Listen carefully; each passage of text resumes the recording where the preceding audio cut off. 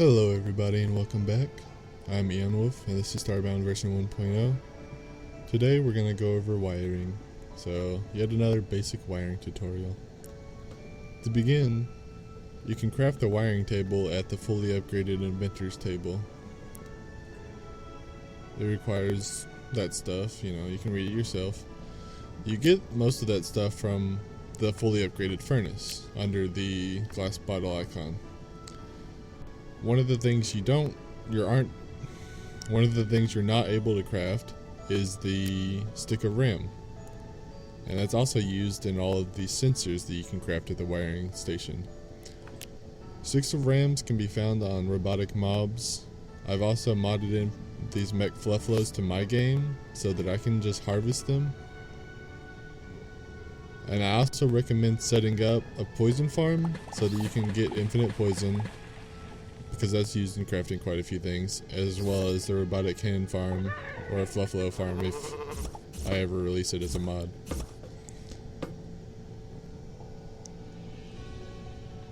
Now, to begin wiring, the shortcut key to pull it out is T, or you could also click on it up here. And in order to wire two things together, you have to go from an output, which is red, to an input, which is blue.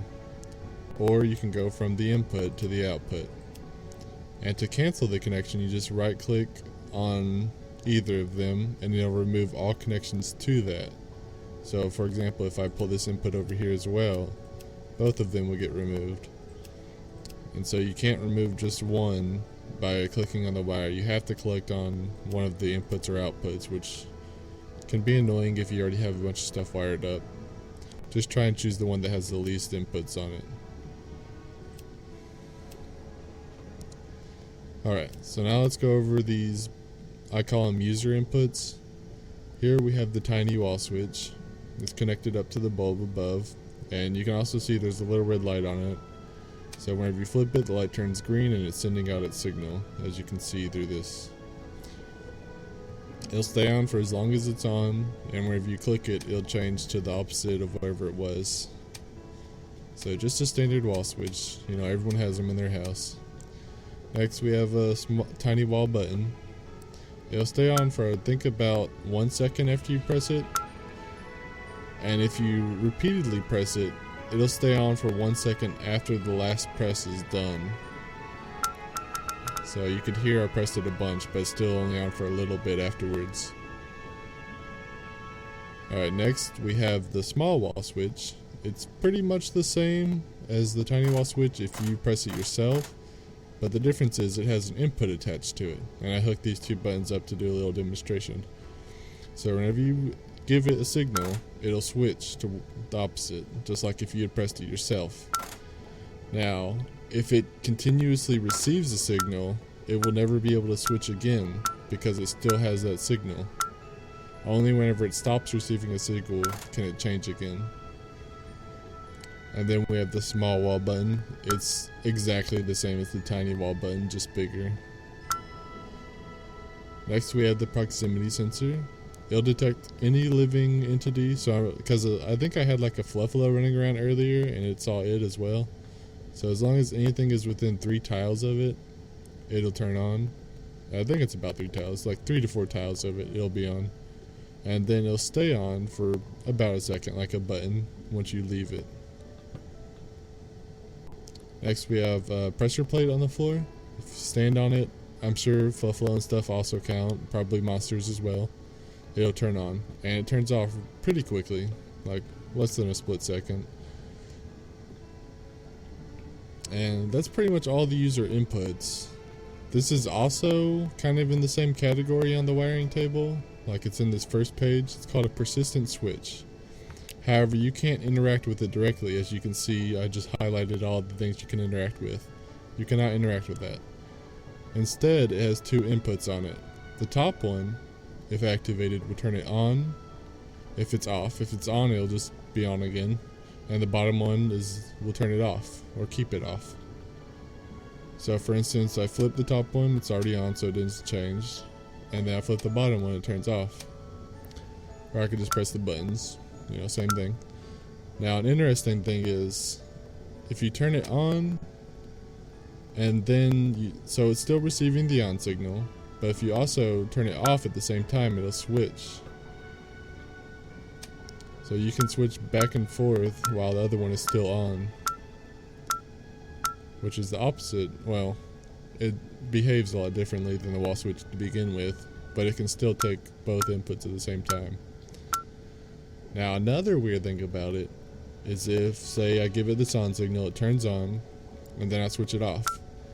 Since this on signal is still on, I can't give it any new on signals to switch it back on. It's because it's still stuck receiving that previous on signal even though it's off now. So only whenever I cancel the previous signal will I be able to finally turn it on again. So that's kind of interesting. Next we're going to get into the gates. Sorry if I'm going a little fast here. It's just I've done this a few times. Actually, you know what? Before we get into the gates, I forgot. I do actually have a few more user inputs. Well, this one's not user input, but it's an input. It's a water sensor, and we also have a drain in the room. So I think I got the drain on the bottom one. Yeah. So if this is off, it will not drain. Whenever it turns on, it starts draining, which is kind of strange because if you look at the icon, it looks like it's open whenever it's off, and it looks like it's closed when it's on. So that's a little weird. But if it's on, it's draining, and if it's off, it's not draining. And then the water sensor sends out a signal if it's detecting any water still within its tile. Even like there can be some residual invisible water, like if I ended about the right time of draining.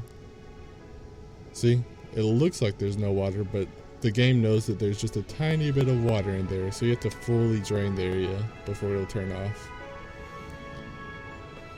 So that's good to know. And this one is kind of user input. It's a light sensor. Now your character gives off dim light up to like 10 tiles, I think. Yeah, it looks like it's about 10 tiles you give up dim light, and even if you're right on it, it's still dim light. And you have to bring out flashlights or other sources of light will make it bright light. And the outputs are, the top one is for bright light, as you can see the dim light turned on. The bottom one is for dim light. So it's pretty simple. You can use it as a door sensor instead of these ones, and it'll turn off whenever you're no longer near it, whenever you're away from 10 tiles from it. So it can be slightly better as a player sensor.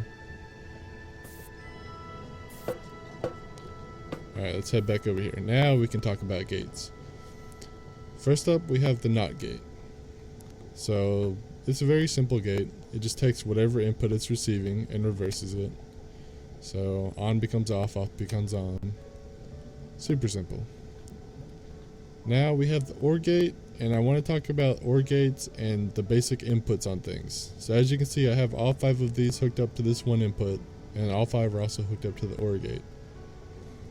Now this is a secret wall door which was added. It's on the last tab, secret door and secret trap door.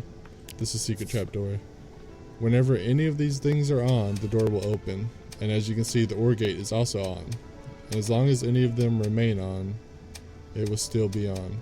But as soon as they're all off, it flips, and you can see the OR gate copies it exactly. So what this means is, every input behaves exactly the same as an OR gate, making OR gates kind of useless. However, there is a use for them, and I'll demonstrate that now. So let's say we take this output right here, and let's drag it as far as we can. Now, I've already done this before, so I know that this input actually ends right here. You can see I can still drag the wire further, but the moment the center of my camera passes this point, it'll cancel the wire. Now I say the center of my character because watch, if I drag my camera over here, it doesn't get rid of it. Now to show you, to prove that this is the center of the camera's back here. Now I'll slowly move it forward, and it goes away. And it's right here. So the center of your camera controls how far you can drag your wire. However, you can place the wire around your character. So let me go ahead and pull the camera back over here. So I'm well beyond the center where it should disappear, and I can still hook up to this light all the way over here. because it's based on where my character is, where I can hook it up, but it's based on the camera where the wire disappears. So you can cheese the system a little bit by doing that. And also a thing to note is that the light will retain its previous state. So since it was off and I canceled the wire, it was still off instead of turning it back on. And that's something I think that's changed recently, because before it would turn back on after it lost the wiring. Now the use for the OR gate is, you see I have one over here. Now previously I couldn't bring it past here, but now that I've relayed it to this OR gate, I can bring it as far as I need to, up until the next, I think it ends up being about 75 blocks is how far wires can reach. So it's 75 blocks from the output to the center of the camera, not the center of the player. So anyway, that's the use for OR gates, is to relay signals across large builds. And if you hook up an OR gate to a NOT gate, then it'll behave, the NOT gate will be on as long as every single input is off. And you don't even have to hook up the OR gate, you could just hook these up directly to the NOT gate instead. So they all have to be off in order for it to work. Alright, let's move on. Next we have an AND gate. So an AND gate has two inputs, and you have to hook up your inputs different. Like on the OR gate it doesn't matter at all, but this one it really matters. Because in order for an AND gate to be on, both of its inputs have to be on. So I turn this one on, the bottom one's on, but it's still not on itself, like fully on. But as soon as I turn this one on, they're both on, so it's on fully. So as you can see, it doesn't matter if just one is on, they both have to be on. And so the NOT gate is on as long as any of them are off, which is like the opposite of an OR gate, because an OR gate requires any of them to be on, this one requires any of them to be off. And if you want to cascade, like if you want to check, like let's say we want to make sure that all three of these are on. First, you need a number of AND gates equal to the number of things you want to check minus 1. So we got 3 things we want to check, so we got 2 AND gates. Then you hook up 2 of the things to the first AND gate. Then you hook up that AND gate to another one along with another one of the things you want to check. And then if you have more, you'd hook this one up to the next AND gate and the next thing you want to check. And you just keep cascading that on and on. So in order for this to be on, all 3 of these have to be on. If any of them are off, it won't be on, as you can see. And then if you want to get that NOT check to see if any of them are off, you have to hook it up to the very last of these AND gates. Otherwise, like let's see I turn this one off, the NOT gate is still off because it's only checking these 2 and not all 3 of them. See? But there could be a use there, like taking the NOT gate out midway if you just want to check if one of these 2 is off, you don't care if this one's off. I don't know, there's uses, you'll just have to think about it yourself logically. Like let's take a example. Let's say you want a door to be open when there's no water and whenever a switch is pressed. So if you break the sentence down, you're saying you don't want any water, so you'd hook up a NOT gate to the water sensor. And when a switch is pressed, so you'd hook up that NOT gate to an AND gate, and you'd hook up the switch to the AND gate, because you want both of those to happen. So that's just how basic logic works, and that's what these things help you do. Now next we have an XOR gate. This works, it has 2 inputs like the AND gate, and it matters, you have to make sure you put them on different inputs, and they have to be in opposite states. So one has to be on and the other has to be off in order for it to work. If they're the same value, then it'll be off. So the way the NOT gate attached to this works is that if they're the same value, then it's on, which is interesting, so you can compare that things are the same. Now if you want to check if both things are off, you just hook it up to a NOT gate. If you want to check if both things are on, you just hook up to AND gate. But if you want to make sure they're the same, you do the XOR gate into a NOT gate. So you're saying this is the same as that one. Okay. Next we have the delay gate. And I have a little setup here. Basically, this switch allows the signal to loop through because each one of these is connected to the next one in the line. And this allows it to pass through this first one right here. Now the way a delay gate works, so pay attention, whenever it receives a signal, it doesn't turn on right away. The signal is delayed and then it emits it to the next one immediately. So I'm just going to flip that real quick and you'll see it start passing it around. Now the reason why it's not immediately turning the other one on is because it's delayed at the start, not at the end. If it's delayed at the end, then each one would turn on and then it would turn off a second later or a split second later. I can just flip multiple ones just to cause chaos. Anyway, I'm going to turn that off. Okay, next we have the countdown timer. So this is one of the few things you can interact with, and if you do, you can set it between anywhere from 1 to 5 second countdown. Now, I think both of these are hooked up. Yeah, so both of these are hooked up to the one input on there. If it's receiving an input, it'll be locked at the top of its countdown, which is 5 seconds currently. Whenever it loses its input, it'll start counting down. And if it receives a new input in the middle of its countdown, it'll reset back up to the top. And then it'll end. So it's pretty simple, it's pretty useful. Next we have just your standard timer. Now, an interesting thing about timers is that they work as long as they're not receiving an off signal. See, like all these other things need to have a signal to work at all. But this one, if it has a signal like this, is stuck off. And once it's turned on, it'll start blinking like the one down here that has no signal attached to it.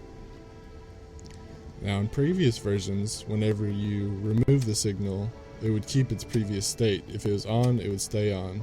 But now it just turns off whenever it's off, which can cause an interesting reaction. So let's say I hook up this timer to this NOT gate, and then I hook the NOT gate back up. It'll start to rapidly blink, and it'll also randomly change speeds at which it's blinking. Like, it's pretty interesting. Oh, I'm starving. Hold on, let me just ignore this. Just gotta, okay, yep, nothing to see there. But yeah, got this random blinking phenomenon.